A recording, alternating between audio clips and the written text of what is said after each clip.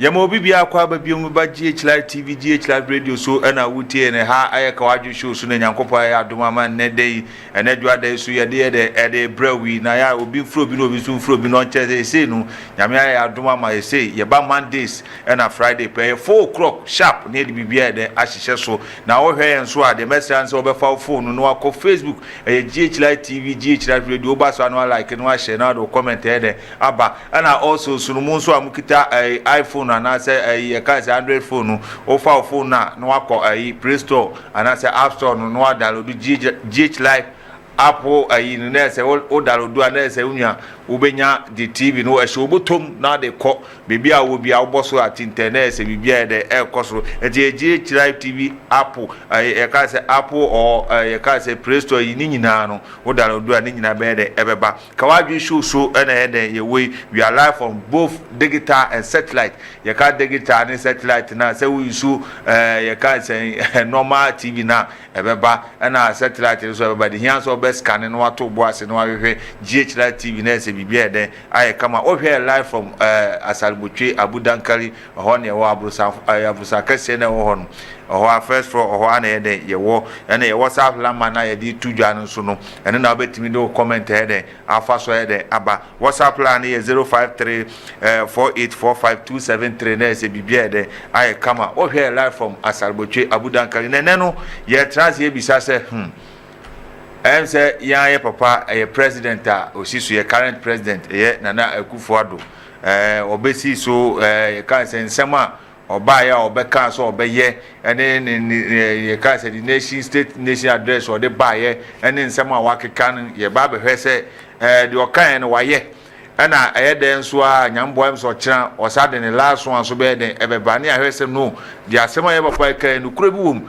ana say no kura bi nye den enso ye den enim ana also so reshafu no ye no ebi say Dankwa dadadwe ebi so say omo say e ko election enti no omo pese omo ye say no but enenu before e be ko na abedwafo atrase no am pese bibisa Ghana for mpedifo say said ye national term no say na ye say yana ya asasini eya bodinde man mujana nanum hwegu ho enya de to eto omo man edumi ene ye wososo say de no bibisa say so Ghana mpedifo pa nti said ye yetimi twa biti ebi kwa akon anse yenya Ghana siwa moja hwegu ye mpedifo ye omudi oman ni both NDC ni MPP ni omo keka ho no susu ampa so omo dwere oman we hu eno ye 1 2 say how be abapa na yesi ye pepeni bi e de ne tie tuo etwa anaso ofa ne kra mo afore ana ne japade ana se ne nkwa na ho odi bi bo afore for free a ye beti be nya na kame akwa se Ghana no ye de adwen ye de edi agro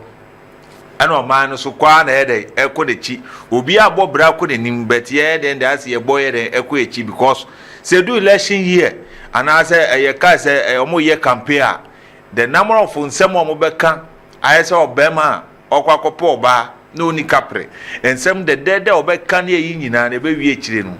O to me, yet your head on your nest said, I will jay ever ba and never heard said your mind air coso. The SCC or my is a woman no creba could say a near Juma. They say, oh, my woman a to me and a sika and a year Juma, no crane Juma, our man into Nisika. Chamai, no apple baby a day atra.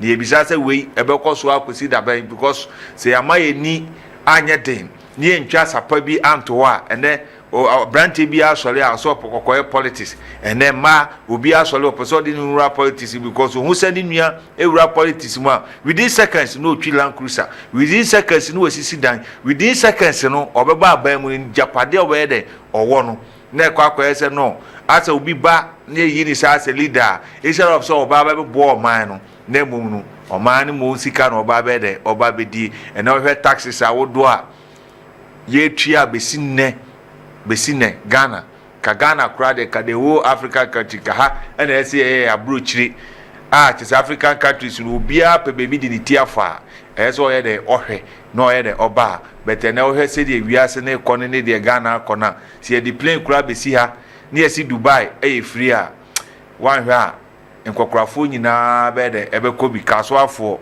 budubram obi abe de ebeko chese otim so man emu aye shipa yi a chese ade chi ade se nyina no ye tutu niemam obi aton niema se de ye open because mra ne nye den enye adwuma otu kwan a enye saa ne tie obi be ka che se me ametie metu kwan da me ntu kwan da kra no mabusuafo ye den ewo ho a se nsuo ye ton $1 on betima to nsuo $1 saa for almost 5 years 6 years 7 years yes sane da esu Ghana nko na otimi ko bisa de se eye sen ne se eye 20 cedi wo da no ho akoyi sika wo bank aba no be ba ne se 25 cedi che se Ghana wo dwere ho a won te ase obi a ye de opɛ because utimi ka se obi timi ka che se na ban na heden e wo so obi so tie kira wo so de twɛn ma bamba power na wo be hu which is say Ghana no ye the NDC ni MPP no ye the say o man ye the tribalism religion say o man but sie nyina be ka adua bom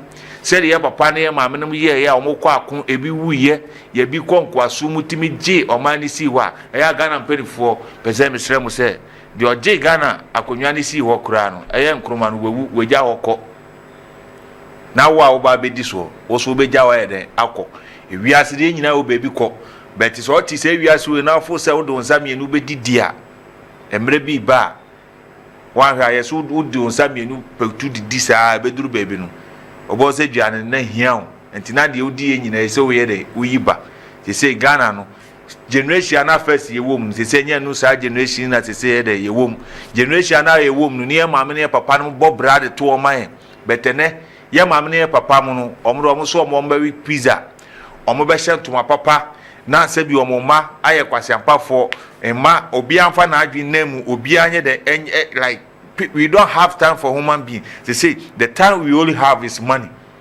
Let will be a chance obe pesca at Ghana for Mr. you to follow. Ye leshi ye muni ye wono and more being for 20 cedi medada, more being 500 cedi medada, more being for more and more bag and medada because Oji a more bag na any 1 week in where we come because Ghana politicians you know or my being say omo no ma da no ho anoma kokone omo ko hunu suo na no ma se fi ekira ba bi sa se esuo no na ye de ehunu no omo transe a omo ma komo de wa no ma se twom wa be ma 100 Ghana omo fo se wa bobre bi like na hu so omo ya ade bi ama because Ghana president bie no asabi wa ba omo we mu MP bie no wa ba omo we mu minister hwan obie no obetima ka se wono no obo oman mo de ni sika ye bibi eyo oman ni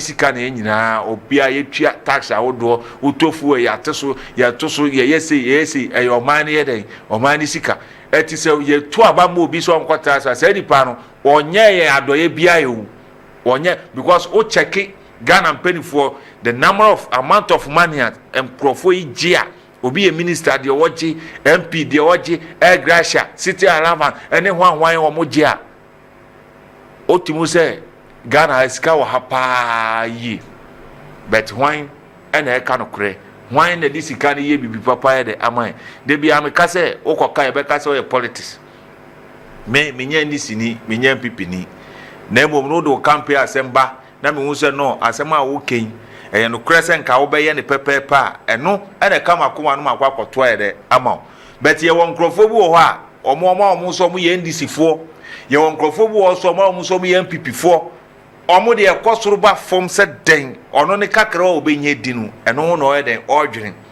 na se wo abra bode ti se no man no obi a pese obi ya akwa ye de ema obi but mo man nyina ema ye ni ye de enda ho na ye hwe de Awurade Nyankopɔ ye de ebe ye because bibie mu no atembu ye de eda ho ye de twɛn eti se wa ma obra anyeyi na ofo se wo de kalabule de obeye bia wo wiase ahu so wo da ho ye de twɛn na wu nso a wojapade onye de onfa nkɔ Ghana ye kaya na the whole Ghana nka the last person yesike twa so wu ba only the last person ka so wu hwan president Meka for last 60 years ago so na hwan Atamas na president owo ba no wan check na mo na hu so president and as a Ghana you know na hu hia number 1 but obefa na ye de ekoi which you say wiase no ye nyina o baby ko wiase da wo be wu e wasase so no dwane a wodi ko mu eno papa ya waye no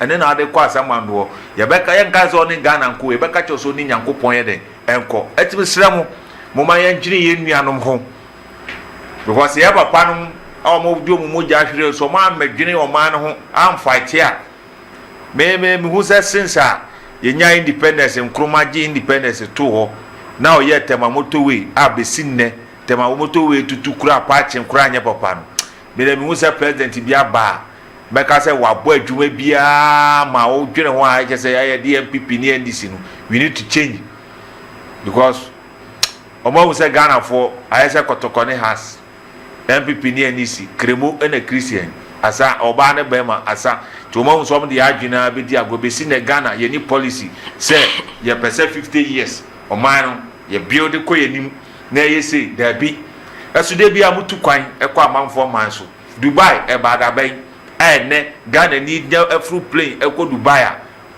ni din asesa na brabo asesa amanfo the respect man na say na Dubai for trans plan ye echichire omo man ma Dubai aye Dubai na den na Dubai for mon kan kire den na Dubai for then America UK for na ye amana okọ ye ka say okọ airport na ye a na obitimi tua ye ka 150,000 dey visa free as okọ US okọ UK okọ then na sankrofo no wo a omatima chichire omo man yetimi ye de ko chare se ma Ghana wo se yansacha ya adwen Nyankopon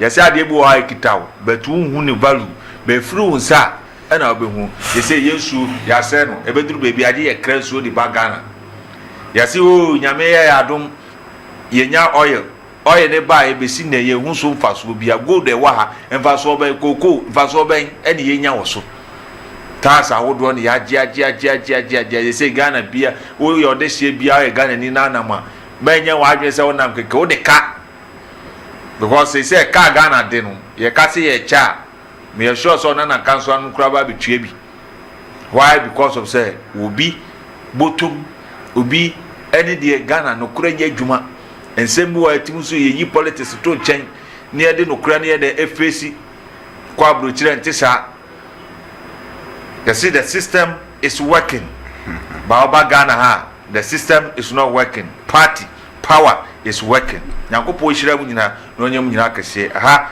GHL TV GHL radio so for Perez ene ne de mi di show ye de ebra we de me say say obeko Facebook na ja GHL TV GHL radio ba so anu like no share na do comment so e de aba also so no YouTube no so GHL TV na se bibia de ay kama me say me ma me ko ma bedwa fo no na yen ko twetwe nkomo na bibia de enye kama nana binia bokode nyame adom wona nso nyame adom ye ba ha che nyame de ode ekusia na oye bibia yie na nkakraka na ekoyi okay ye da se ye che tifo nso ene ahwefo ebi omo bia ye chia wo mo se omo ni ha ye nso ye ne den ye ni ho na me mfa ko na su na me sanchia ye wankasankasa wo mo hu wache meju so nso ayefe pa ekoyi na menchia e menuanu ma be hu mo so me hu mo ache pa since last year ti menuanu mechia mo na me fa akonya nso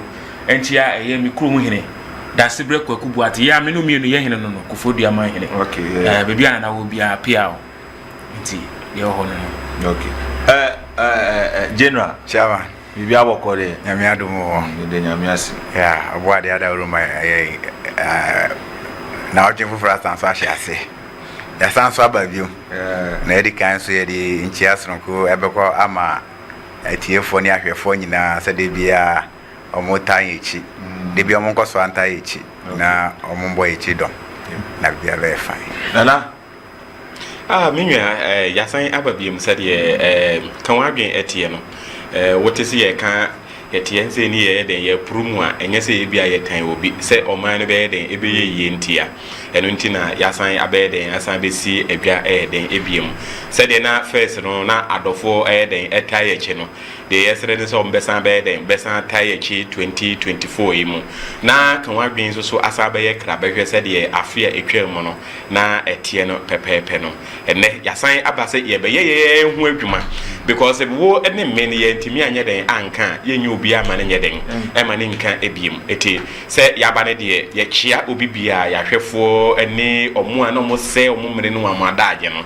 yes omo so omo ene ye den e chia omo se de menua tope e de e chia no man henen me so kwa man henen yes nana akuamua yes a Japan me chia no ene awie pa ye de nyankopɔ ase bebi bia wo so wo bia no ye chia mo kasoafo ye chia mo abrekumafo dodowafo ene tema kunkatama so Mr. Laye bebi a wo bia me chia mo nyina I hope so bia ye de ho ye ene topic of the day no na ye bisa se one ya current president Nana Akufo-Addo the president of Republic of Ghana and say before Oba ye case Oba be the president no okay can send be brave. He talks about so many things that is what you say name what the year and can no if say and I say if say ye case ye fan say ye papa president Akufo-Addo and I say ni din no Akufo-Addo Addo gagai Addo premai papa I'm feeling pa no me ade ba kwa me pe won ho ne say oyobi ana be mumu oh yeah you see the whole Ghana in history obi a wa bre pa so be the president Akufo-Addo aram pa chombo obi a original stage so na yi na hwe right they make us out here say but you see the question is if say Sankaya fan say komokoto abai na obi a went man be president people will talk about this say papa we the kind of niema na wakika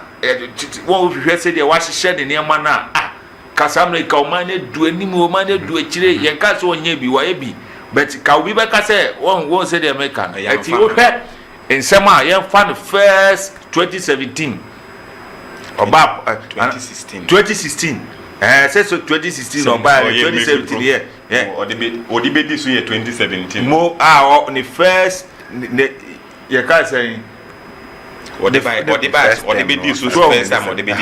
first time obedi so ene na yi ni nsem okeka na ene no before ye be as time goes so ye ba be bo ni nsem a okan ene ne last yi because o check 1 2 3 yes we num kasa na be kire se we de o kan kure ana se o kan kure o se I so bi kope girl o kope girl a o kase me se girl de ti ase wie ya won't me nya o say so wo kwa obepem wo ka se do wo say wo no wo ye la man ana me boy we nya me adon se e tie nyina ye mema kansela wo ira ka bi a kire oda oh la de ya ye bia ya ka bi a kire mi wo ira ka bi a kire wa ka bi a kire mi na ye na o ira tuma ka bi a kire say yare asema so ka kire mi me hu ni ye wa ka bi a kire de wa nka bi o be ba ko bi a me hu ye na je say girl no afa ye fru ye no ana obisa ga na sa na wo ne hwe na wan kan jira mi ana ga na ka jira le se na hatam na me ka se won kwan ni dia me wono wa ni dia me wono haba from wo mi ni hwe bi mu na o te ne san ma me kwa na bilia okay say na de yen chance na what maka ti se obi a wo ye teacher ni na student be ka say last week he said today we will do this but today as it's like bibia obia ka bi za when bebre wo o se nkwara de o de obeka na beto na sum okay mate I think say since president last 4 years time people were talking about say no so encrofo na opa omo ye adwuma because say o share the number of ministers papa we yi everybody was say no utu say why aggressive so be bodwuma eti no yi sa encrofo na pressure na but encrofo from first year second year third year fourth year no tu say hwenko na manfo giga say no resha fumra ye kai Ghana for kai ama yesa akoto aba o say wini ye Ghana for kai ama this year na aka mze akabe 10 months or so na ye election and a resha for ere aba senior reshuffle we won is Mr. Perez adia ba ko a da bia metena se na me hu se oman na yetimu no da bia meka empanifo na omo soro no ya na omo hu se dodo no ano adwen mu ye den emu ye ha. Okay. And in politics that is how they see us. Okay. Patriotic they make an answer no. Yes omo hu se ye timamufo no dodo na adwen mu ye den ye ha.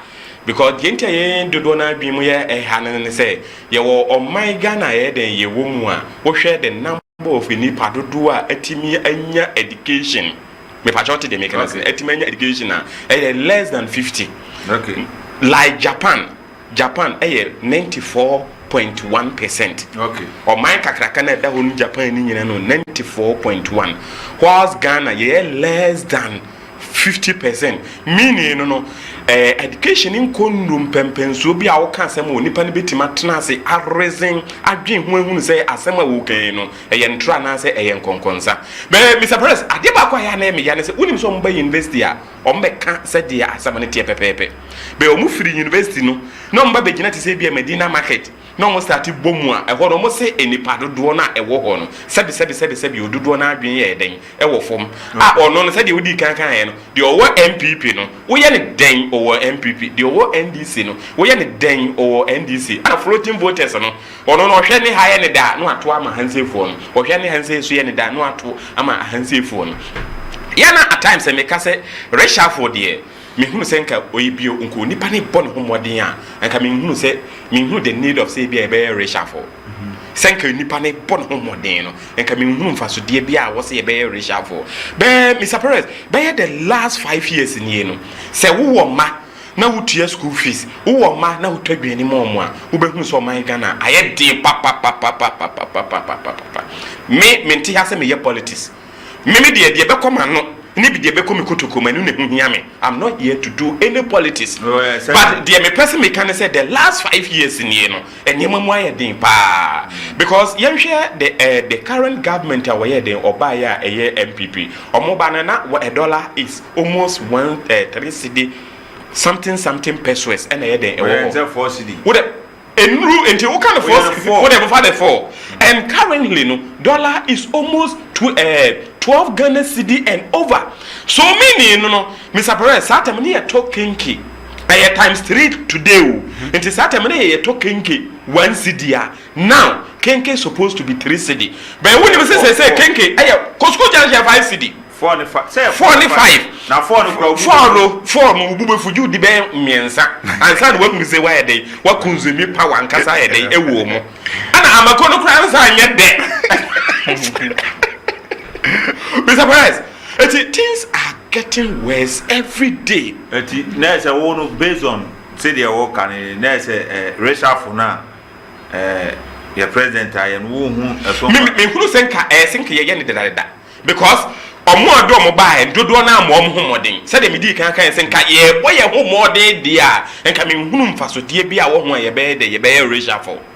But Mr. Perez uni ma de ba ko awom se wo ne akwala tifie na manfas wa sori anopa na morning devotion na papa akasa owie o misa nkwala adwen na wasori na ye de na okọ nti manfas se metimi de wa baba ye me minister na yakọ cabinet meeting cabinet meeting na me ma wo mfa wa asem ma ana wo de wa asem bakra me nyintum nti me fa minister pa na akoye se adanko daada adwe wo gina soro ho betimi na me decide ma me patriotic de make na se no eti mahunu se dodo na ye yesesan wo na ministers no yasesan kura enne no me hunu se omo ba na adika kura se de nto omo ba na kura me hunu de omba be ye biara wo se mfa so because me hwe ministers no omo ya line no omo ni nyina no onipa me hunu se obetimi aye bibi kakra eye Dr. Okoboy Lekman eho ana no ye de no wo tishi ono pene me hunu say insesaye kakra bi no because ono no oye health minister deda and ono nso so no o health no ntino onim what is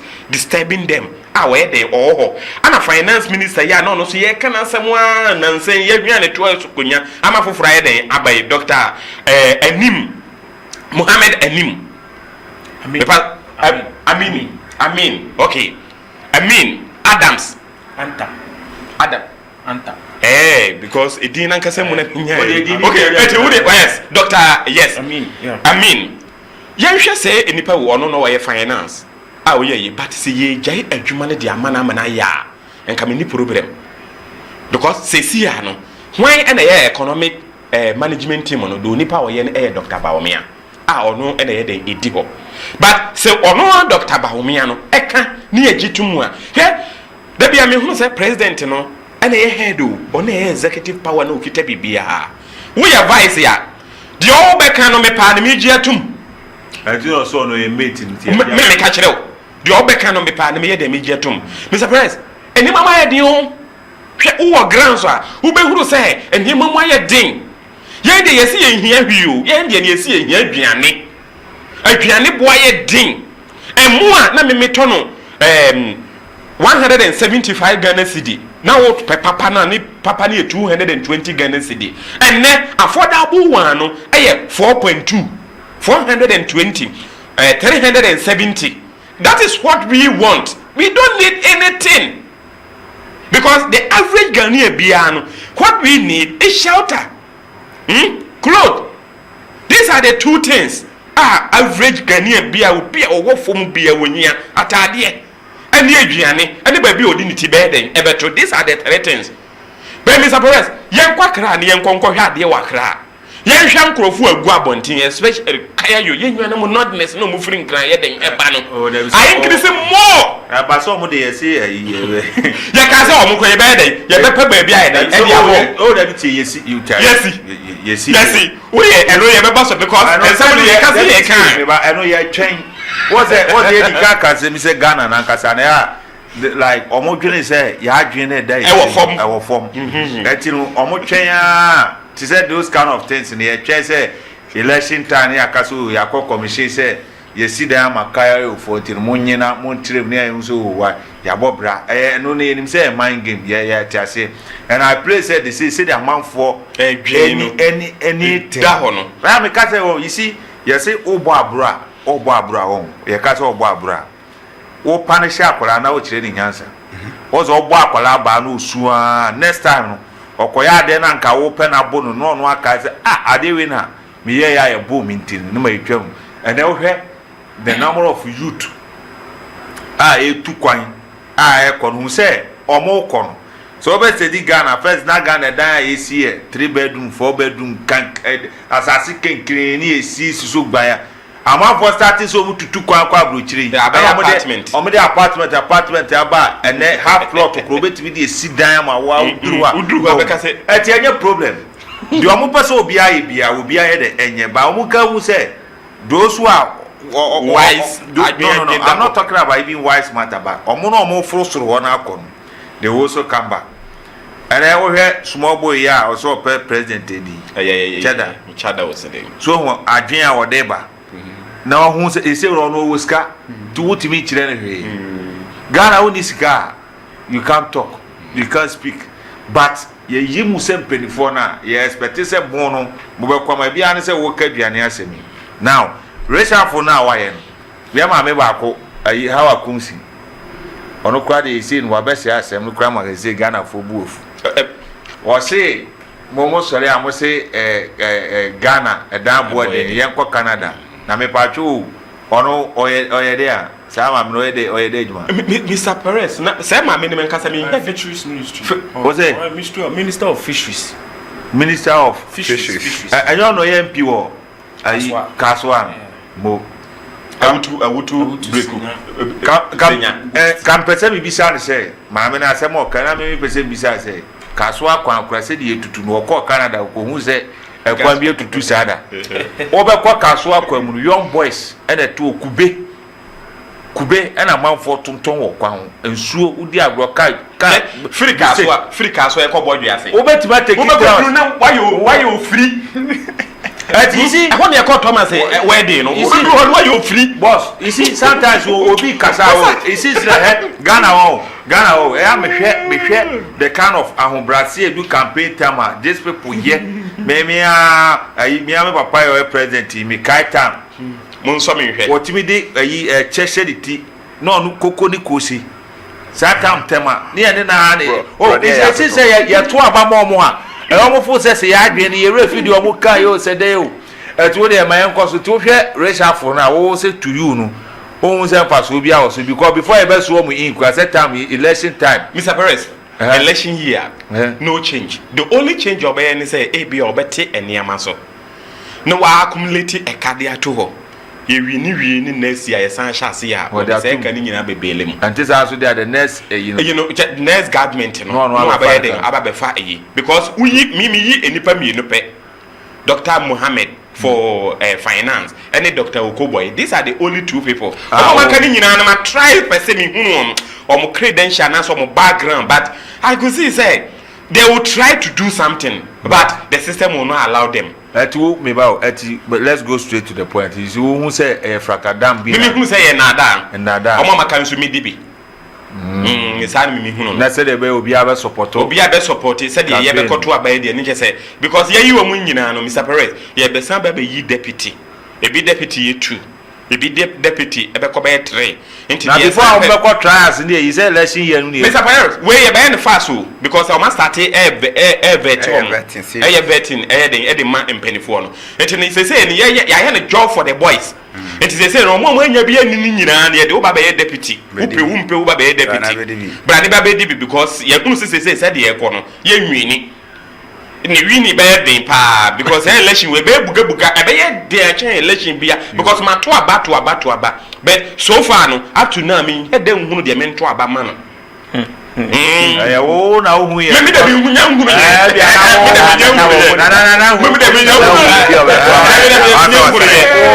na say NDC say MPP me nyanhunu de me to aba wo na wo hu ye ntiro e me de me nyanhunu ye because aba we de be ye de Mr. Perez enye easy it omo ye yi omo ne de they will try to do something but never it won't happen it won't happen enye yi okay me yanko ye ba kwa yo yeah Mr. Perez nyame nshira ade ba kwa na bra senior councilor kasa no ai ba mitrim ni se oka dollar ne ho asem na me kasa na se yen ye ya anaye papa ye wa se on be di president obeso di president say no yen to abama no be di president satan so no omoba obechi dollar no dakoto obechi gina wa to say dollar no 2 mil kama wa se ono ye de o to me chi no gina ho okay Mr. Perez ka say reshuffling na den reshuffling no Brofokasa no betumi aka say yesanso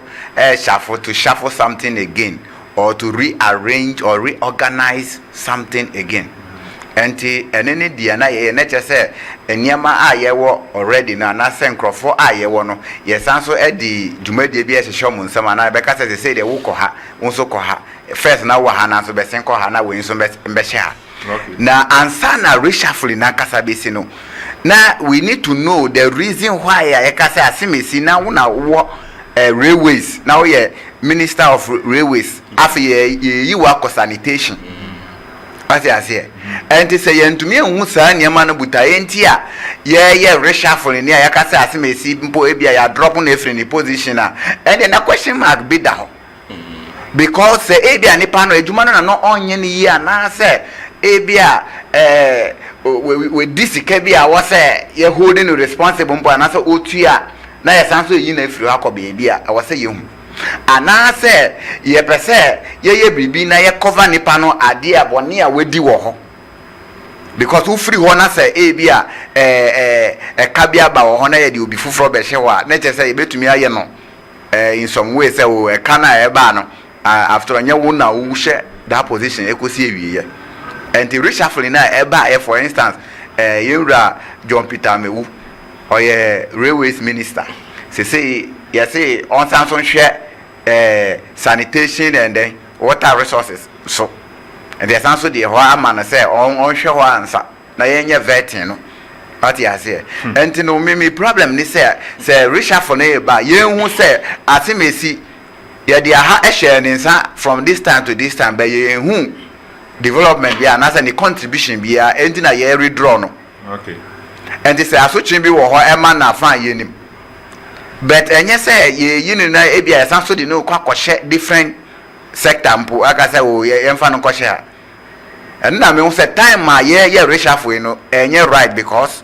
ye pe aka say san crofo fiti tama ye share ase nyina second term yi mu afi na bia ye hu se wo se ye den ye yi omo free baby omo wana na se omo mbo mo adwuma yi ana okay na hwan no oba be share omo position ho omo position na omo a afi na ye vet omo no nipa no be share position 10 months no den na nipa no betumi aye ati ase and say entumi ama no room ama ono so anye andi na adwuma e kire ba be ka se oh ono so be ka o se me ba ye ncheye me de 10 months be na ye mi abehye na obi so obi so be share ho 7 years ni 2 months wentumi anye hwe and say nature say blame no ye ntumi mfa ema dia afi na waba no and say if there is reshuffle and the omuma nda ho clear asimesi no wa ha na so bebia ye de no eto ye fiti 2000 and here na say 2020 you know or money home or they say no ye yi na free ho and na obi a hu say oh and na reshuffle say ba ye good reshuffle ya di ba kwa eye be say ye what time na ye nim say yetumi ye reshuffle na obi a kono onim say di bre a mo de hye na position mo de hye me nsei say manye ni yi a ye be yimi and upon what basis and I yedi reshuffle and I say yedi you be free in position yedi for fraction in and I said in a different sector assessment ben evaluation ben na ye hwehwem ben na ye hu say asemesi ne dwuma nso eni nti na ye yi na free ha say yentumi anye na sa de end de ono so ba no e de say na senior councilor ye ka no e che say time ya aso ye mra aso ewie enti musumum da mmedi bi ansa na yakọ because ye campaign no aden obi nso ede ne sika ehyemu na sa na ho de hyemu bi okay na Mr. Perez ade ba akọ a no say ha ye ne say when it is time for campaign no me hu say nka ebre aso say o say ye di obi a background mo ebe toto ho aka ne background as na bakosem say na oye ya bedru the position the current position na say baby owo sisi a opese obeden obedi president and as a MP okay and as a yemfa the brebi nshe nsem because e anye ne saa e de ebe ene abse nipa no oba no ni kakra a wabre agada ato ho na ono di ye campaign enche mo beteche mo cement e de ende ye amasa ma sisi ya currently say ye Afrifa free so we say mo ye mo primaries currently Afrifa no ye MP wo okay ena MPP ni ba ko yi ni free so sa MPP ni a wo yi Afrifa free so yi no sa man ni ga west honum no yesi owo nsase a all maden half plot delegate no ento mo mkoto aba no e wo mo a half plot na di ma mo mkoto aba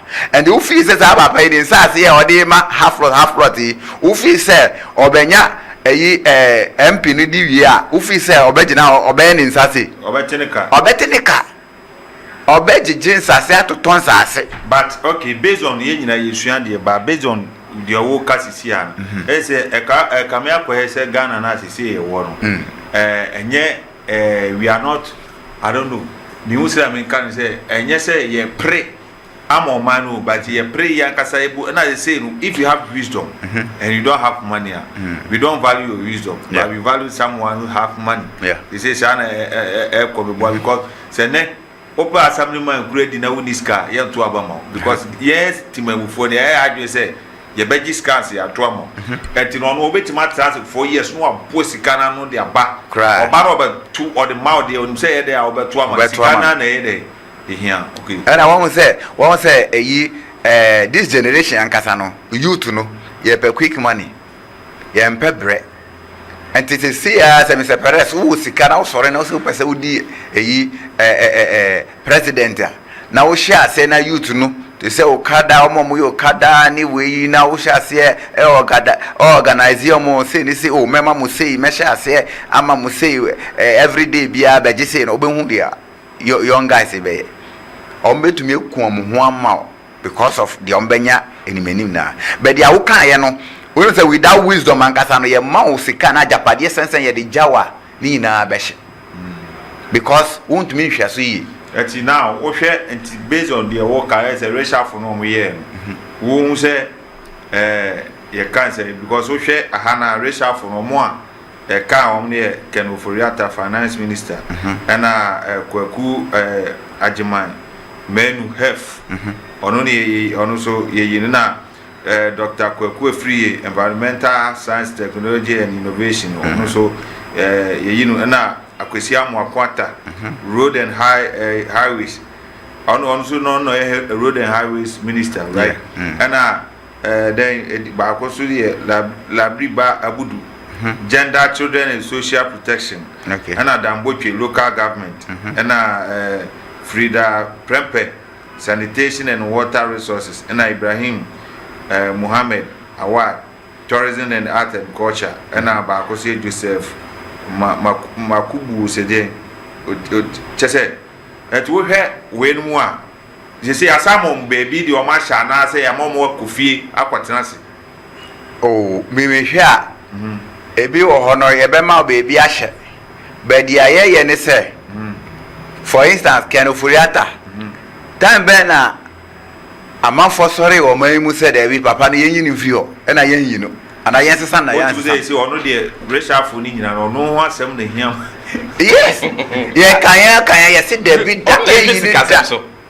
Yes, there be that ye need that entertainment here, ye in a free. I feel you won't say, and Pano will say, yes, son, and I say you will be full for a show. And you would have the car baby good year, you didn't buy a show also. The baby can say, and your back on him from so. Aye, we. And one was getting close to election. You better, Ubi one I tell I see ministries we ash. I don't document in ash. Oh, auditing up my bed, no man say. Say, see that. Yeah, mind games. Aha, I tell you, we are not as fast, and I share and coach Jan to her. You see, like, let's go straight to the point like this, sir. You see, sir, based on salary shafuni, and it seems like as ultimate transia, na ebe duru baby ebe election, no more starting yenye as if say election year no kwa na sebi adwene ebase yenye kwan yenye se ne chese oze do election year omo pesa Mr. Perez, they are okay no. Just this month ya mo be 3 weeks ago. Me area ho. Amasama kwa no so. Ya ka bi tanka bi e twi fa trotro bi so ma nipa 14 ewu China mo enimu ho ya ewu ye. To extend say who as school boys near apemfo nyina wo mbi then they say kwan ba ko ayeyi ombetumi akrosi kwan na be na kitu ebi na ya san say biem na ya divert be ko ayenga na mfuturo so afa agi ho afa and because of that no we so ba no wentumi ehun because of mfuturo no be accident ni siwie ya the next day me twom no e din so aguso de bia nso aguso e say nipa nwu ya hwensi ya and they say no sa na ya say yen we tie I say, oh, gidi yenye na this time no be enu say ye gbojuma. Yenya vote ye election we ya bibia abafo. Yeah, honum ye area wo na boabo asamoa. Yeah, boabo yeah. Boabo asamoa. Ono no ye MP wo. Okay. Ye ba beto aba. Ana mo betutu gata. So mo ye yi. Ye to aba no anu. Mahuru say mo kwan. To kro no gata si busu go omo nye. Ama abrewe bi kro a ombetu ni gata nim abrewa na fa ho ama ni na egbu ni wall so a ebu kosi koda we hu UCC kwan chese wo dwere ho a wo mu ani abedwisu kakara na ta ye bu photos kwan bi dar ARS tumesi wa kwan no so anka e ba jayo anka o se be pie wo ajinga no block factory honmo okay ye we no duru aka overhead na ye did ya your man penyi be ka te some time ago I hobbo nkrofo ba hobibiri and who chema we wona one engineer bi gina baby no chechire bi o chena be wona e cement motor akogu baby kakra o chena dey say na ye what are we doing mind games nkwa just say so answer omo hu say eye den ya omo hu say ede ya yeko 8 years na we aba na me say ka me Ghana on ka ni pe nyina adwene be ti se ma adwene ka election pa on unim nanka NVP no nka o betumi break the 8 easily simple with the kind of ideas anom policies anom but ade ni say implementation no e no mo rush here yentumi ni enye ni nyina afa at once at a go and you know and say free SHS na betumi handle in the first term and for a year muma yenye eno na afa yenko one district one factory Now for the one village, one dam. No, what they have found on 20. Nana, Sebo Code, wow, the air course or mine. We were say was Sumwa, Ubin your opportunity, I can say more Becano. And I will be Susuenya at Yamia, do Wenya. It is all our hair said here, or mine corner the kind of racial for Mayana. A then a who was a racial. Well, Madame Siminia, I said, bring me young penny for you, or Macabre. But the truth of the whole thing is that Ghana Hanum Nasemba, we don't attack the root cause of it. We just talk about the surface of it. So, Ghana problem, cyclic, ABC, and first of all, I want you to take this. This year, decision whether it is MPP or NDC, decision will be taken by political. They are not thinking about the country because he's looking at how we win elections. So whatever decision that will come be an political, racial feeling can political and the say ufi say because of elections. So say we need to not finish months because of the elections. So that one day, let's get it. Whether you are in opposition or you are in government, that's the same thing. Good. First of all, President Biano, he has the power to fire or to hire. Our power, constitution man of chance, and so bet me create any ministry be anything or prepare. Intino, or no, constitution how do their man no DNA or the it's a Akufo-Addo bet me say MPP 4 year card bear member Biano. Jubilee House, never judgment. We know me, the only way Casa, I want to be catching found or their money. Obey. Now, you share reshuffling here by I can once a year. Most of the people, they were reassigned. A bit more so, yes, I kill. Most of the people know, so share reshuffling here. The people no more, no, Omancophobia and fear Bontiama, a Crawford no more. Now, to me, in the wisdom of the president, now what he's trying to tell Ghanaians in say, and share politically, strategically, don't be so much say. There are some of them on the vetting, but most of them no. Dear, what vetting did that? You won't go for another vetting again. Okay. So we a minister. Let's say a rare sign or won't vetting you, but just say now only minister there, then you have to go for vetting. Okay. It's over share could do upon Kroma, Asensu Boache. Those people meet the deputy minister and other finance minister, Dr. Amin Ante. They were ministers already, so they are just being reassigned to whatever they are going. They say, you have to go for vetting. Now, when you ever say you're free, you find the idea, you have to do it. You will my remove. And now, this government, when they won power, that is 2016, then they started ruling the country in 2017. Say, when they started, things were good. Yes, when they started, things were good. Because then that government no one the government to buy. We were thinking said they were no good. 2016. And do you have short memories? You were here in this country when this former president John Dramani Mahama and also a person Sambi D president bill. This was the same person and Ghana for Boni Trizu Urefi. Yeah. Yes. $7 million dollar to city. Let me check it. It's true. 2016, we share dollar to a na say 3 cedis 90 pesos. But as at then, me check any rate here. But last year, it was almost 11 cedis to 1 Ghana cedis. We share difference now. And now we're stable now 12 as or 12 okay. Yes, 12 and double hatchet. So what I say, but here you never kind of craft from 2017 to 2020. Things were better. Say any better. And one thing I also want to say aban bi ba enye say obia no ho beton, but indicators in the how our economy is being run. Okay. Things were good. Then this COVID-19 and then this whatever Ukraine whatever war ne ba you enjoy light for 1 year. That's as can say free. What's more enjoy then? Light, free light refi. Why enjoy so for 1 year? free. Yes, what then tell you any man? Okay, yes, but what then we couldn't benefit of those things. Yes, that aspect no especially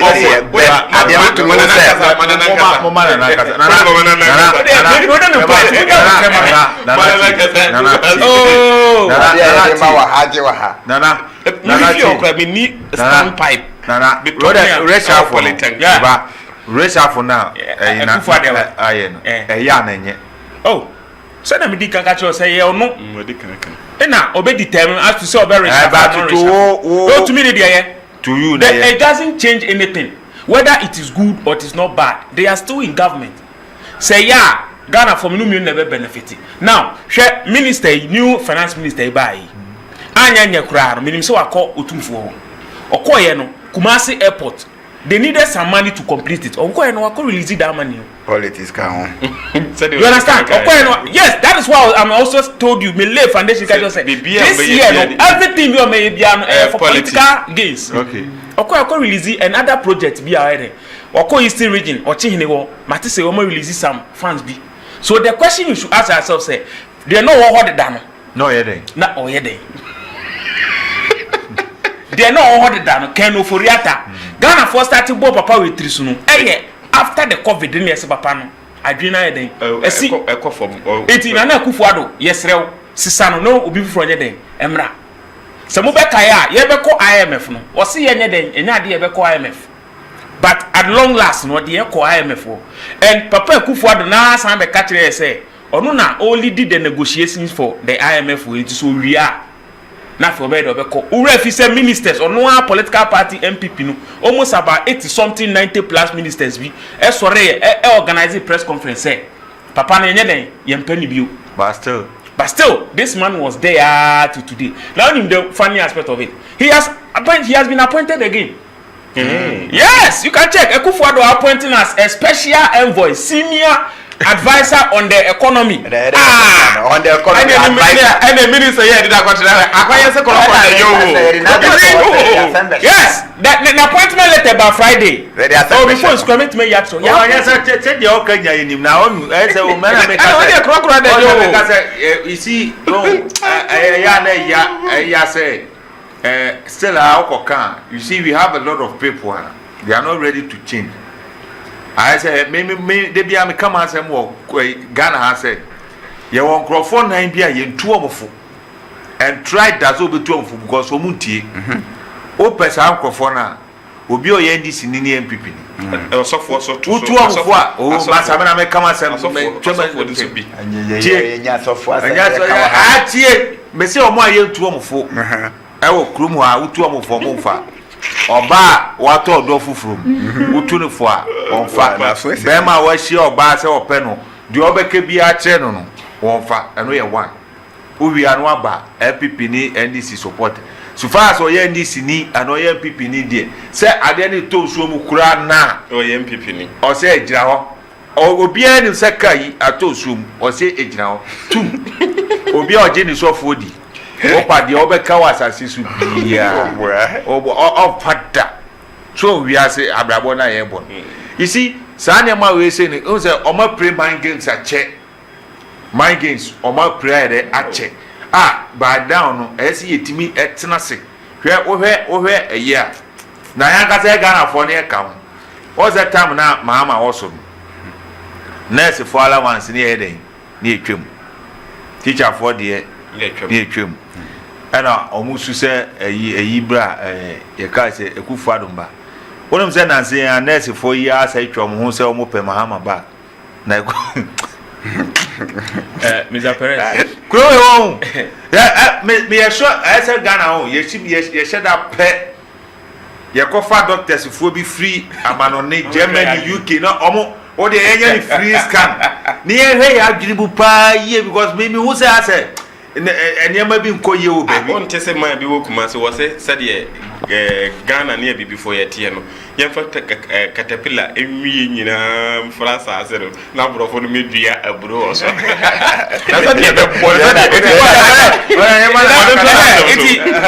what I'm trying to say is this Ken Oforiate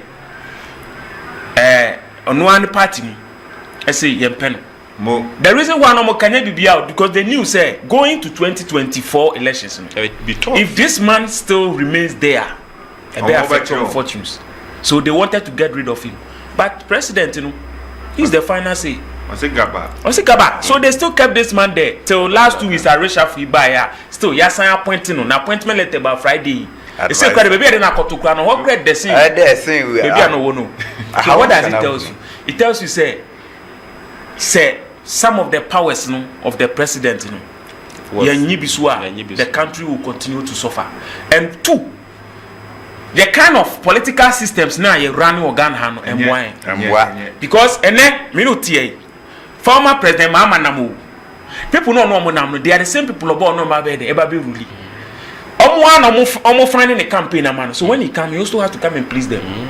Dr. Baumia I know so person somebody or minus on and also by the same thing Alan Chairman thing one. So these are the same people. So what are we going to do as a country? I was say constitution, you have to review the constitution. I know so no person person. Yes. Now, I know the ebedu baby never say. For now, I can't tell the day, I can't tell you, but I'm sure it will change. Yes. It will change. Yeah. It's a matter of time. Say, president in it whether it's a reshuffle or not reshuffle, the harm has already been what? It has already been caused. Why? But on there, he is acting on his what? Because even the day before, crowd fear about me appointee. Former president Mama he did the same thing. Obeka obe fisu na no appointee say dom nouveau say why something yeah he did that. It any there enya bone to appoint and reappoint or disappoint any there ni nyina lies in the bosom of the president. So that one to crowd appoint you. O say 1 month to crowd appoint. Appoint you. And I would use that is it because obi one man up just 2 days crowd now they can see you. See you. Do you think that position is so easy? So what I say it's but easy. Let's look at the people. Say the mean kind Okoboy. A fantastic guy. Very fantastic. Very hardworking guy. I love the man. Kwekwadjima menu anono health minister. Papa yi abre. Yes, what draw letter crack come Akufo-Addo the same person reason Akufo-Addo say David. What is the meaning of this? But say show I don't remember no to say young guys I then abemu at least one way or the other then you find any shop politics side. But then no metimi aye then aboa oman no the way him see but I don't know me bisa say you see Ghana ya mamrem no like if 60 years ye hu ni say amamrem na ye wo mu 60 years wa adwene no aba form ana say wa ho de ye den aba form nti ye say de wuye bia na ye say wo pension na wo kwaji wa but in politics like in politics you know we see the people we keep appointing them here nkokrafo kwa ofoliata ni age they dey na be hwe ni age omo aya form ye ka say omo de dada yi nyina hwe omo nyina age hwe president age yes we say like omebaw when nkokrafo yi trans no omo kireman Ghana ebe ko say and me calculation bi Akufo-Addo ministers no more wo de be nipa 10 8 age boma omo na almost 800 years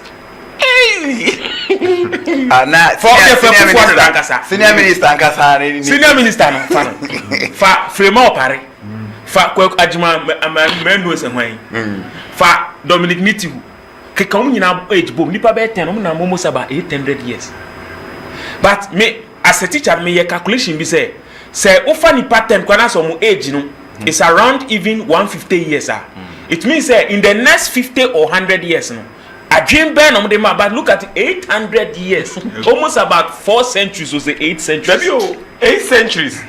Until my I cake. Yes, I can share over France, France. Minister Macron, very young guy. He was 36 yes, years. But Africa, you see, let me tell you something. Me one thing I mean more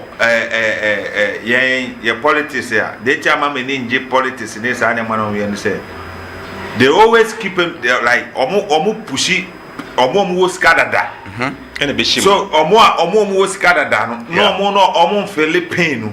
To omo no o ka bibia kire omo. They don't listen. Do omo person omo here, omo person omo here. At the end of the day, they ensure I have to sweet.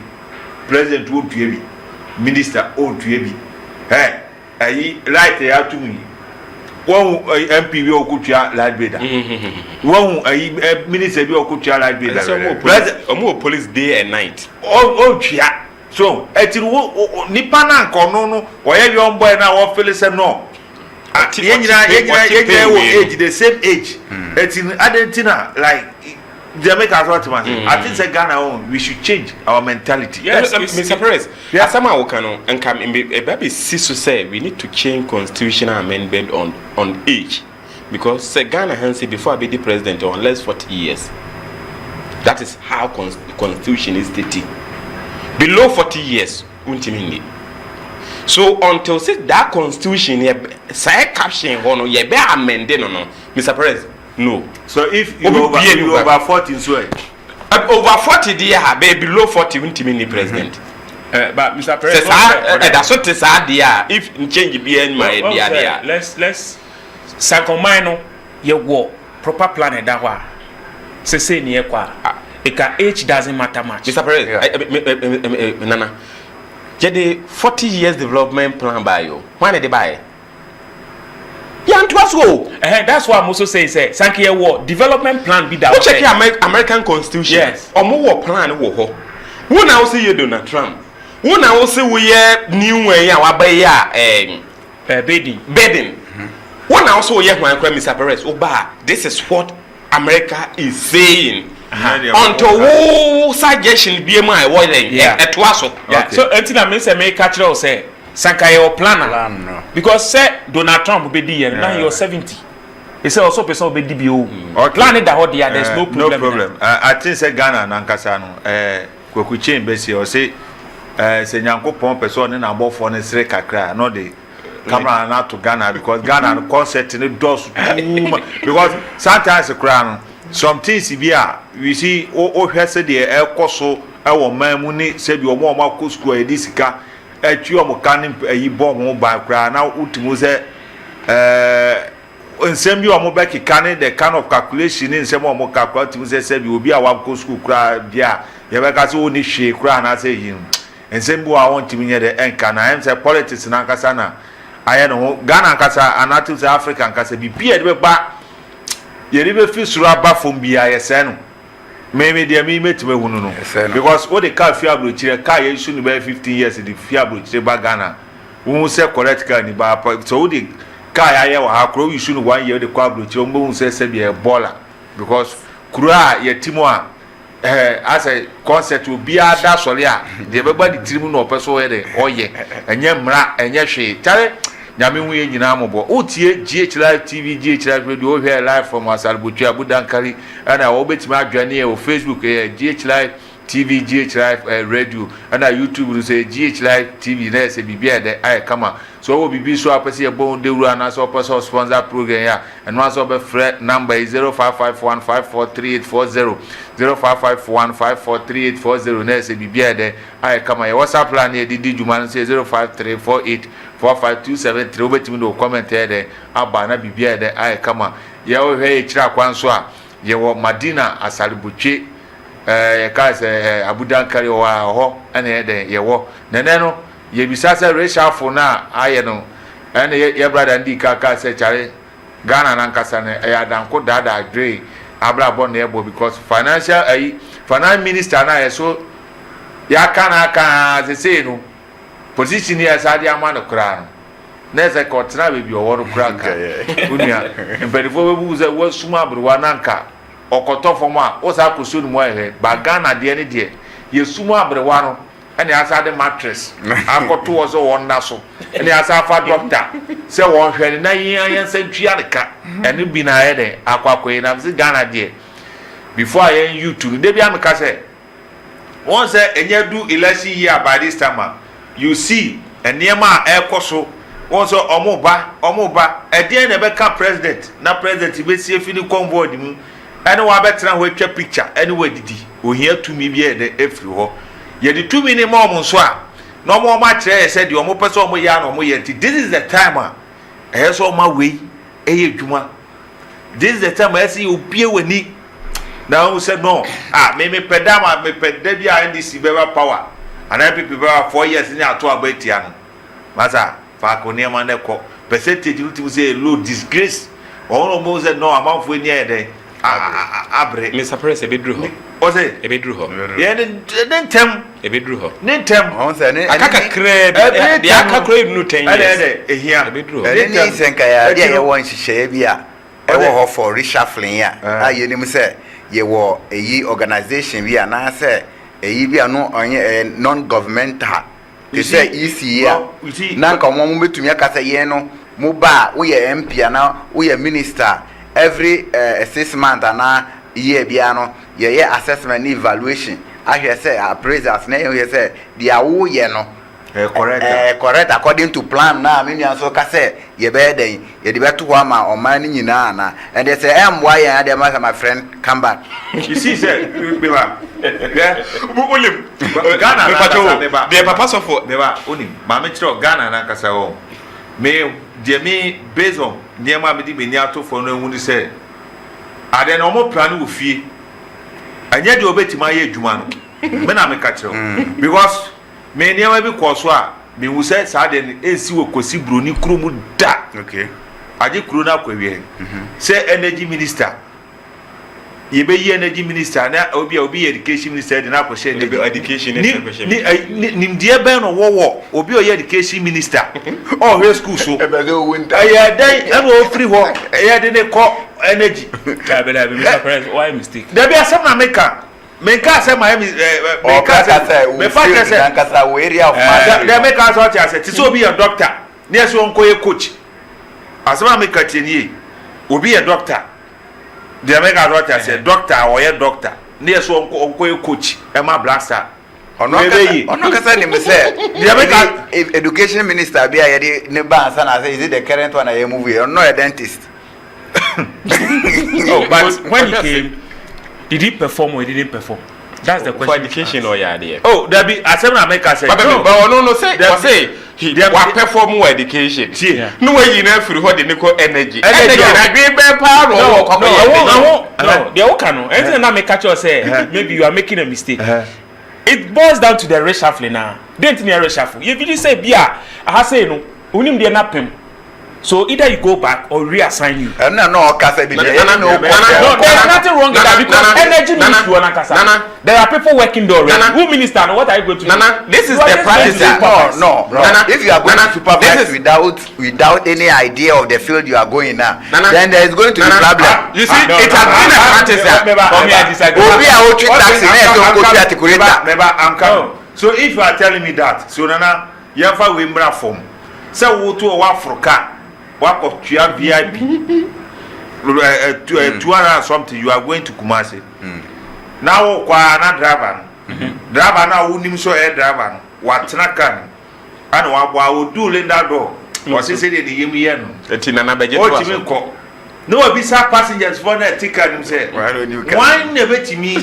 I dey yakọ make e wona na unim pa say driver ipe na onim do unim say oya driver obi na obi practical ni mo onim twidi da banana okofasi ara wo betrem oh yeah question wo betrem mintrem what did na wo trem then mintrem there it means that almost all the churches now making it wrong what say the churches are making do we have any course like president people go and study why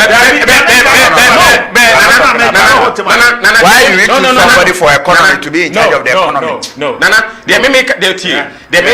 it has been a practice that we have been doing this practice from Nkrumah's time it is for now say your best is say practice then you say it like that. And I also want to tell you that people that gone to places they've done marvelously well than the people that say things say even education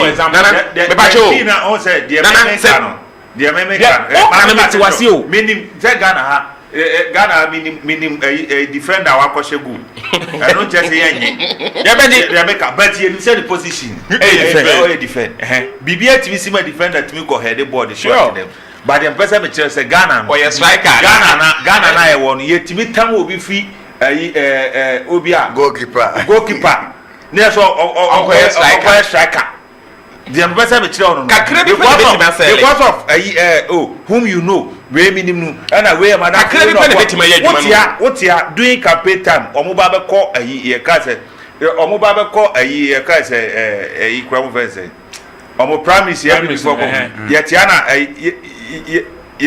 ye ka say we kan hwan wasi minister bi didi na tem na ne buofu waso onu an okotena se bi ye papa Akufo-Addo ka che se wo akwa we wabre ye pe bebi se ne ye creative bebi e di mana ti asem onu an be kai o ken ne be kai which is nya ye ho ne ya dwene yeso ye wo krom ho ya ne ya papa president be ka se nipa na open asem ye tu ni fi so ti no yi nani me wa nipa be no penance ni tu o de ye twa ho aba ye ba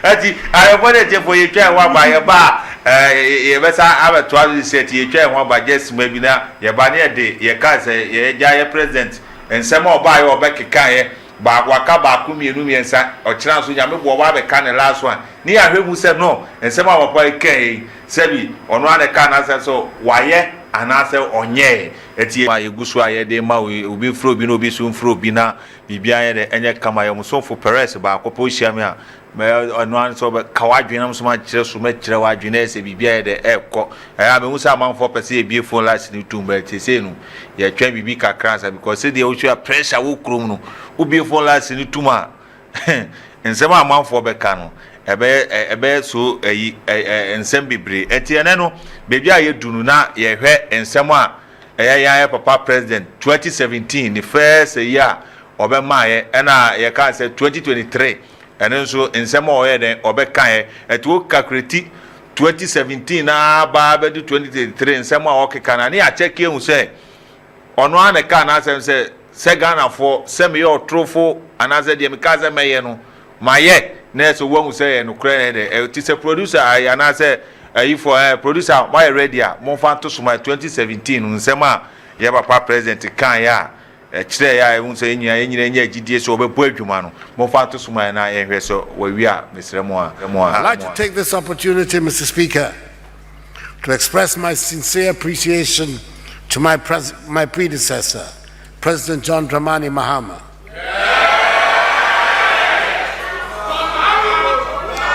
For his leadership and his role in the transition.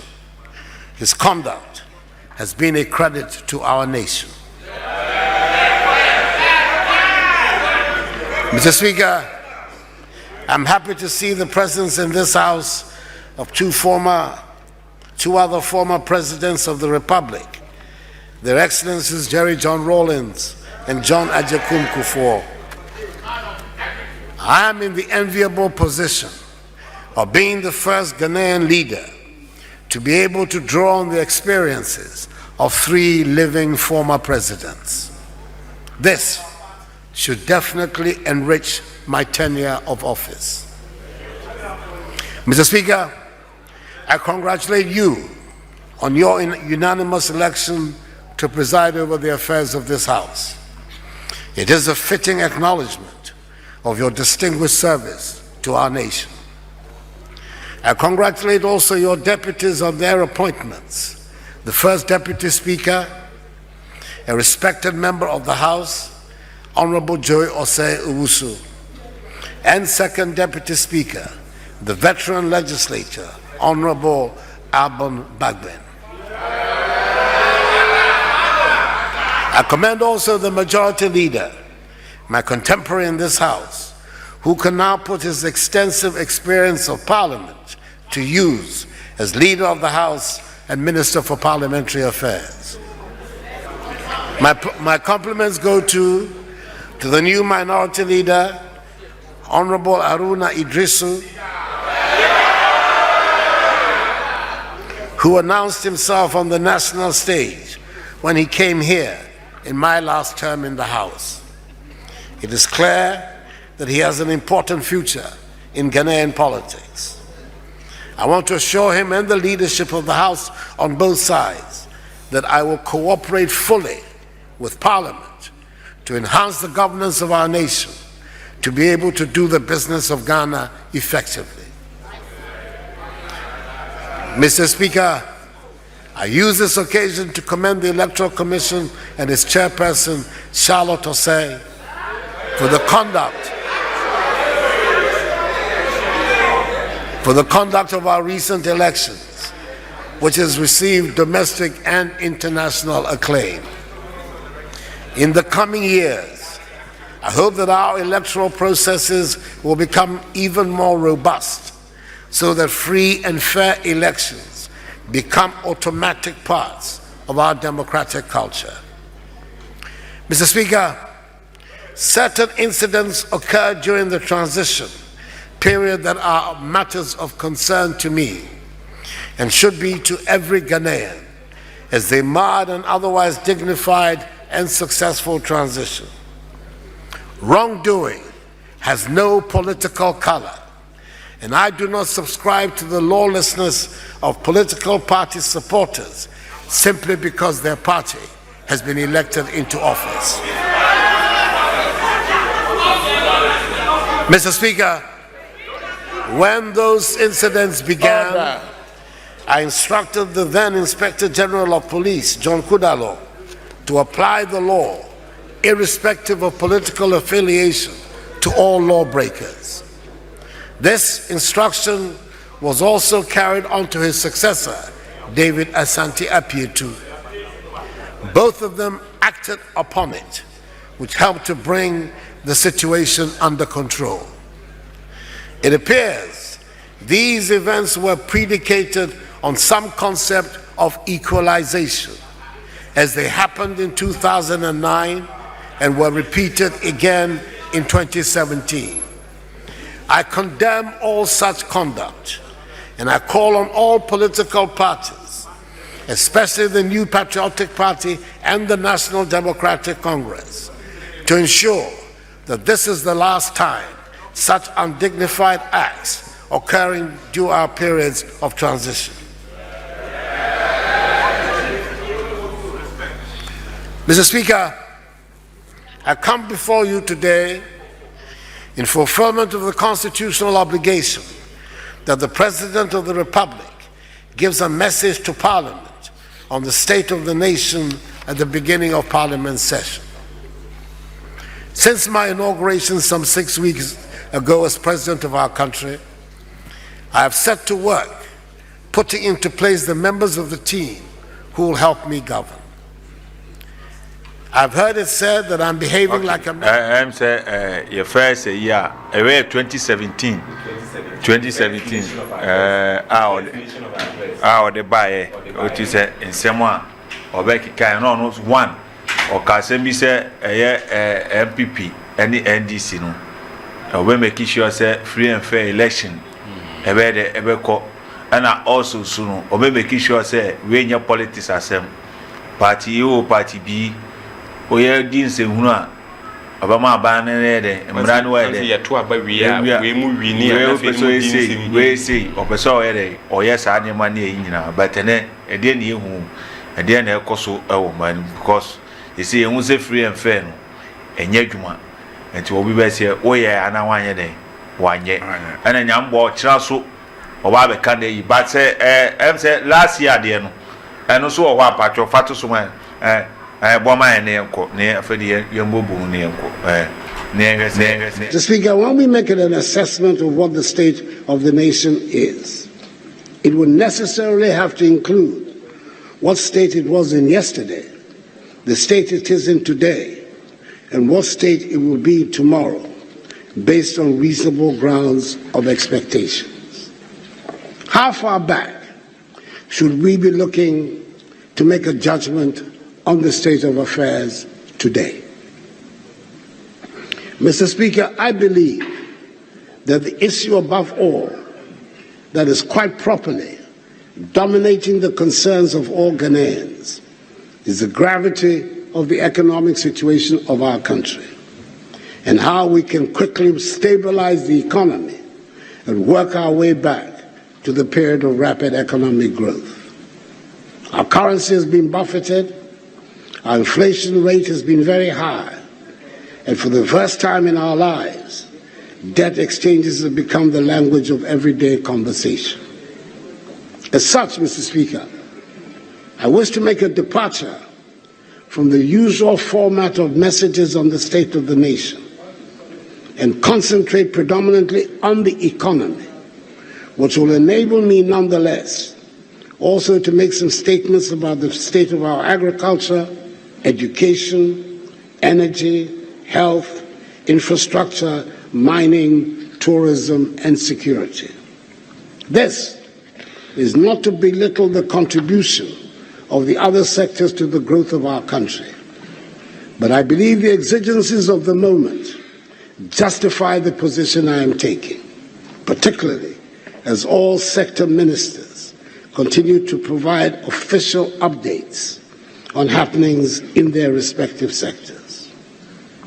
I've said, and many others, including the managing director of the IMF, have said that our economy was doing well until COVID-19 and the war in Ukraine. Was doing well until COVID-19 and the war in Ukraine took us off course.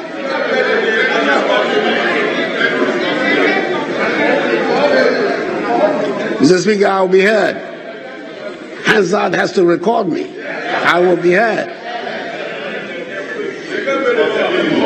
Maybe because of the severity of the present difficulties, or maybe because it suits their preconceived agenda, some people are unwilling to accept that we were on a good trajectory until the arrival of COVID-19.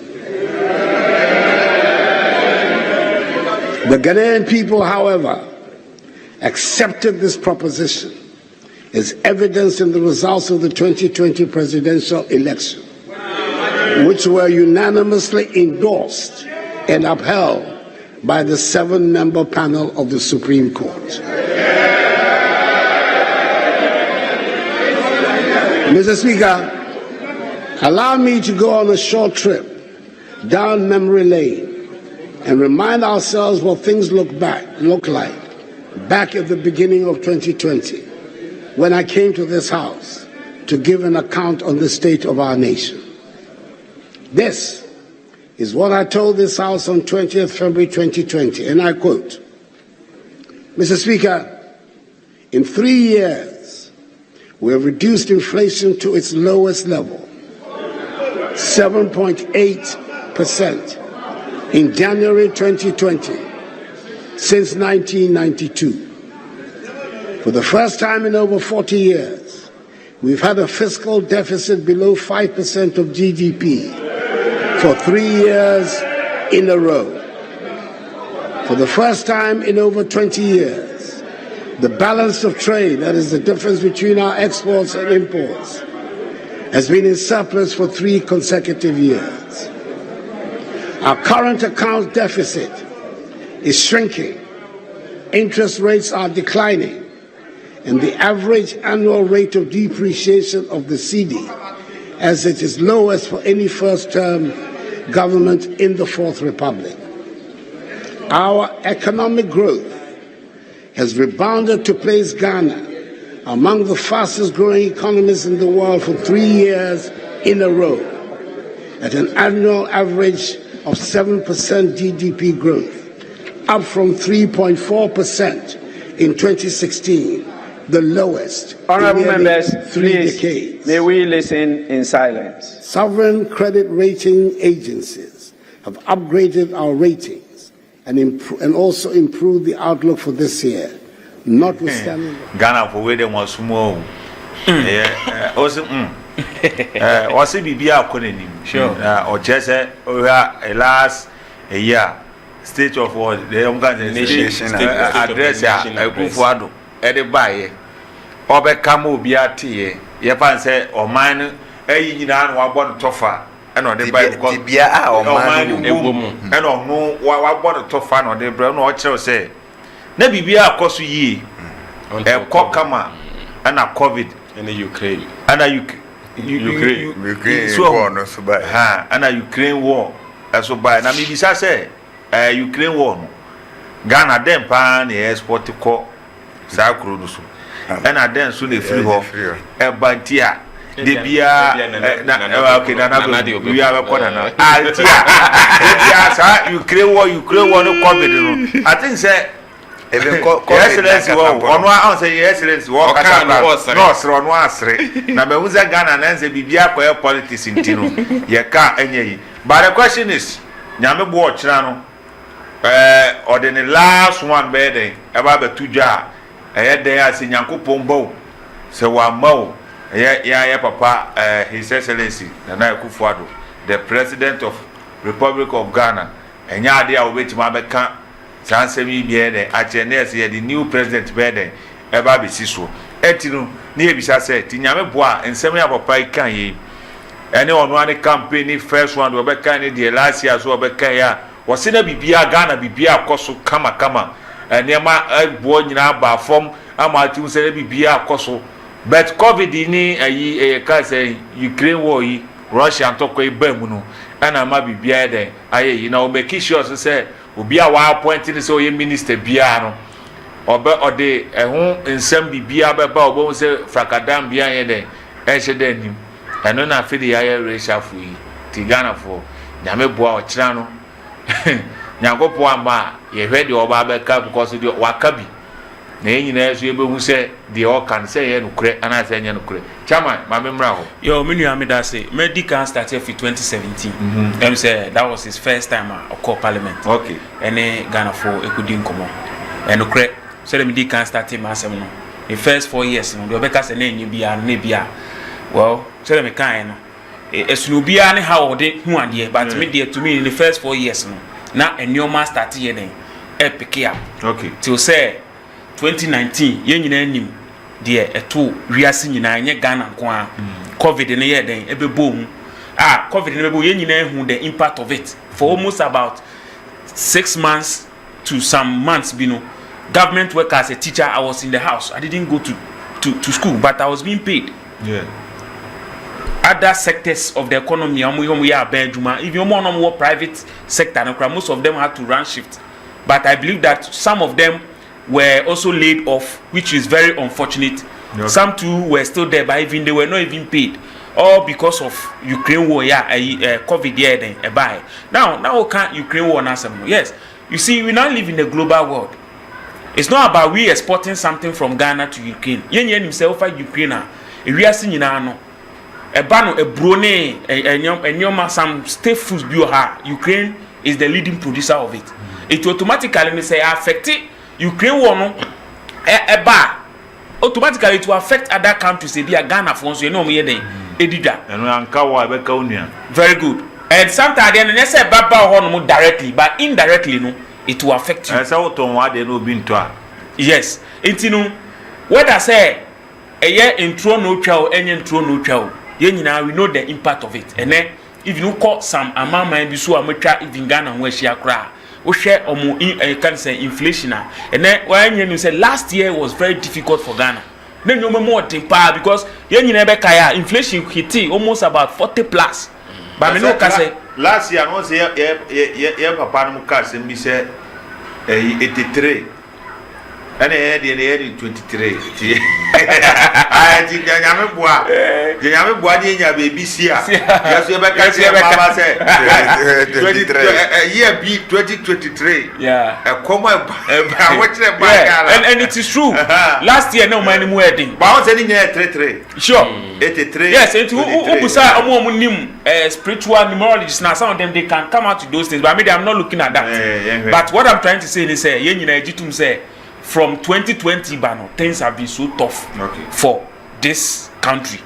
And Abayan Kasankasa Munu, Abejatum, I know some of them they play politics with it. And you know, because you're competitive Ghana now, you're quite election there. Those things are there. But even Nippon not criticizing because sometimes he knows the truth. But all politics, politics, The last year the things were difficult, but now inflation above from. But inflation na perform still amount for 1 year then and won chire won then tin man the bass because tama enyoma shoot to cost no enyoma starting senke ba automatically o sanka system no so no omu put in place measures ade na cafe aka ton 100 cedis na ka beton no me ate so about 8 o sanka so ti so o say Ghana Ghana mukasa your biggest problem in Ghana they say see ya 2 bibi so ya 2 petrol and na bibi senior 2 bibi so yente so na ka ho yes because of say obia ye di ono pe. Sure. Well, we want a day you get a president obeka say will be emu bia bag emu bia wo krumu aye turn bag bia 50 cedi. Ona okofa de o Malata okofa de o Burkina 50. No, ati baby abako bia 50. You see the most funny thing is say oba kra ha enema na bo de wo ha who say you free Kumasi over Kumasi move Kumasi the SSR. So I dey back also when they say sometimes baby I will be under the economy there. Entina every month to every 2 months biano. A year Ghana Statistical Service. Omo ba no mo di inflation rate in ban. It is so go into it. Omo breaking it down region by region. They go to the district by district. Okay. Even to that, Timide Manusi no. The person we can say Ochina. We are not expecting anything from Akufo-Addo. Yeah, we are not expecting anything from him. Only the Umbra, I can't change on mine. You so many more than that. So don't come and massage things to us. Those things you go and tell the other people. Yeah, and except you yet me kind.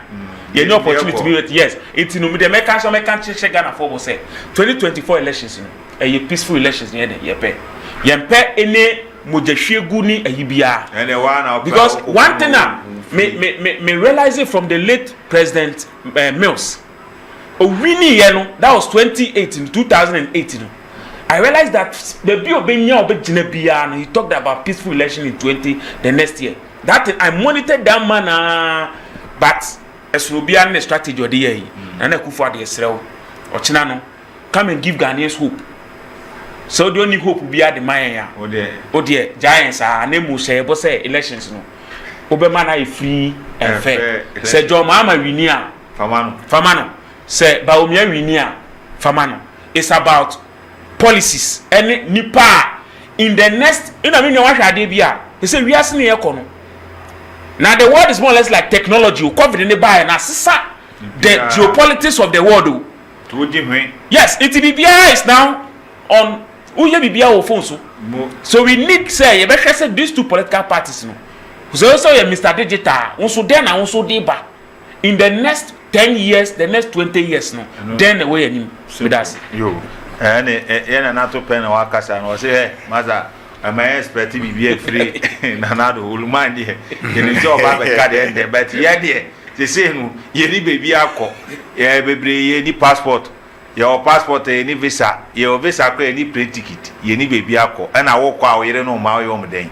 Until the best thing is say, Ochina, here the expert, and say, Oba, free and fair election, as we and one here.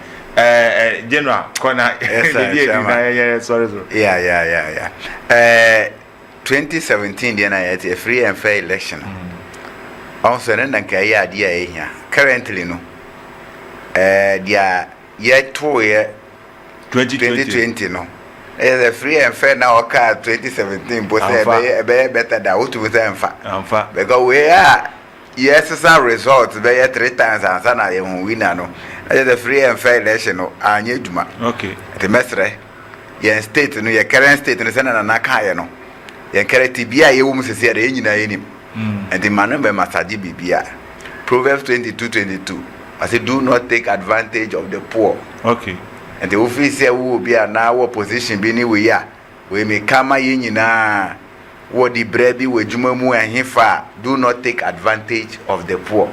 Because when said ya we be ano atembo da hot cham. Say the position na crowd no. Un this position and I won't some forever. Obi super baby fast at position. Now bisa won say 20 years to come and 10 years to come. Where will you be at that time? Okay. And what would have happened to you? And your children. Yeah, that's it. Mr. Perez, share said Mampany Kasa na Minya to pay Wakasa baby. But on mine and Kasa, Mr. Perez, said, Upia when you see Kakotoka, but was only secure the insurance at the Amakano. Sign or Magan and Aquaye. Ukraine war no, Bibi or Mokrana affect you more. Mamfa say COVID, no, but be a Haiti pa China. Or my economy is stable. Who are whom put through keke? Now, you are still talking about COVID.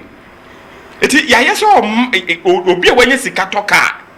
but only insurance makano sign or man I so ohinia ukusu achiri skeni odu a wose he mekura no me ho papa because Mr. Perez yet mintina oman mu a COVID the last 4 years we are still making emphasis on COVID every day say or how happen a COVID a Ukraine war a Russia one Ukraine war is me I could see say a bad as idea need just phone mu die ni mo no mo failure e ho no ye atete say oba ni kunu ewu aja na be 4 years and 10 years and what they blame no man yemi kunu na ewu ya nka be wow ye ba free and fair election hwe Ghana ye free and fair election ba da bia meka me se nyame asomdwe wo my Ghana nti mu nipa nyina wasomdwe Mr. Perez ye ka free and fair election a one se mato aba wa ha majo ha na ko central point me to wa ha na account wo direct enye dia fe no bi bepe 1 2 3 no wi asa ye 4 wa ye 6 ni e massage results American election no who vote wa hanse ya anya reflection wo hode dada nti ehwo no ye mie message results even currently kwa Nigeria election ye twa mu ikro mo ye the same thing den ewo ho eti ye hwe o 7 million 8 million 9 million ana ye den e baaye o mo de sa de ne baaye no sa na den e baaye ba yen Ghana no ade ba ko no say de bia me ka me say me danyame asese oman dudo na ye Christopher no matter any Christianity no say de ye ne ma bia no ye te ne ma se ba o enya ne dia kra o ye mfa man sa ba ekoye ye nwie no mu bi na enche no atwe se kan enche no atwe tuo dia enka oman ka jato ma che free and fair election bi ani ho ye hwe de si wo ayawa so yi ashama ni bi na mu bi ebi ani tu free and fair bi ani kuro yi mu ba ye pasum dwinti no eba ni agya mu saa ye den ewo ho but until say ye be system no a me vote what say ashade botwe hanse ya kwa Cross Street the watermali esusu eba Cross Street ama na county e wa bra yi nyina TV so say TV so yi no ni nyina ye hunu no say de e TV so say di a digital man ba ntimama ya be hunu ya bobo he say baby edu ni de onua saa na e be den e be ko ba ahefo de tiefo yankopon hira mu nyina no onye mu nyina kese na mdi ka se ewiase no ye won krofo bi o mo ye adwuma ehunu e ma krofo bi ye de echele but say nyankopon wa mo bi ama asase su se bi obi mebre e ma obi nye yeda etie na o hwese di amanfo ani te e wo Kristo sumu se be boabo sika no amasofo akoto Range Rover na atra trotro am ye na akobudie enye adwuma etuto Range Rover na e ba beje akwakoton na achiska no obi agene die saa nso na ese ma ye ni ye de eda ho because empanifo omo ba ekwan no omo nye omo ti Land Cruiser obati kiriri prim o tehwe o ti trotro musisi be ya wo se ni pe ya obesa kugina ho akokọ campaign kokunto kwa mobi akotwe kan bisa ho se ye to aba ayampachu wo hu se ye mampani betra se His Excellency ne meya ye so ma ye de be wati group bi Japan hwan yi be ba cho ye to aba wo hu se bebi a no gina ye campaign wo hu ne baba bi wo ho ni baba bi eni ho mahama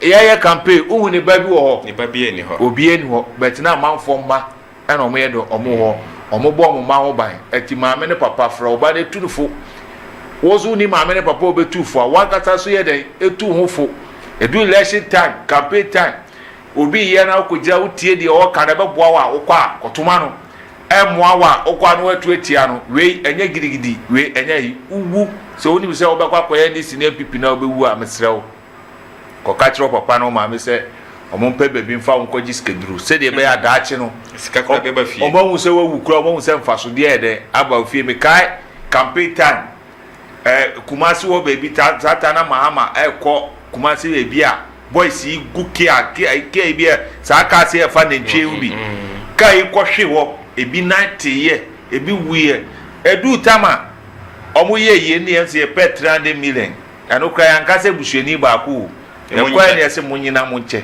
enti abranti a wo 300 million o ma me to pampesa 300 million ye cha say ni tu wo ni man oh say yes we wu so da so te yes eti misra eti misra mo ma ye nyina ye ni ye den en na ona bibia de enye kama aha ana kawaji shoes no ye de mu nyina ye de ye di mu besi e be sore so no obi so ye de aba so enam di kaka say duma di e wo person sponsor ana wo bibia person to na bo de wura ye TV no e wo digital and satellite say ko ekire pa yi obi aso nye bi ye de ehwe timpacho o pese o sponsor duma di ya eno anso o be friend number ya na bibia wa o person bo de wuro no o be friend number 0551 543840 0551 543840 na ese bibia de ay kama ushami a kawadwen na msomeje so mekire wadwen ya wa Friday ye besa ba ye ba Ghana amamre ne amane a eyem se Jeremia kaya o se mon kokkohwe titi atempo no bebi okwanpa ne da no na monfa so nye den enya home ye mamukra se de Ghana fo se dabi be koto aba ye beje banchi bentoa ye beje amo na yakoto aba ma obi a wontimi nya adwuma no muma ye nyina ye sansa cha ya adwen ye sa koba ubetimi a ye beto ama wontimi nso a na ye den ya to etia nyakopon hira mo na onye mu nyina akase se no ye nto aba emo bi ni na ebusuafo nchele na emo ye koto aba ma de obema Ghana ayede achele enye de obema ono ne party and I said you on ne ebusuafo be chele na emo the whole Ghana because Proverbs chapter 31 verse number 8 up to 9 say or speak for people who cannot speak for themselves, fight for what you know is right, and what I say argue the poor case, argue the whatever poor people their case in what court fairly etiano ye no obi eni asem na emu bebi anokore ne da no na ye de ato media na muso for Perez ba kope yakopo hyiram na nyam nyina kase nyame bo Friday ye besa betrem na ye de dwumede na ye den abram nyame hyiram nyina wantimi kabiem a ma sori so ne nyakopo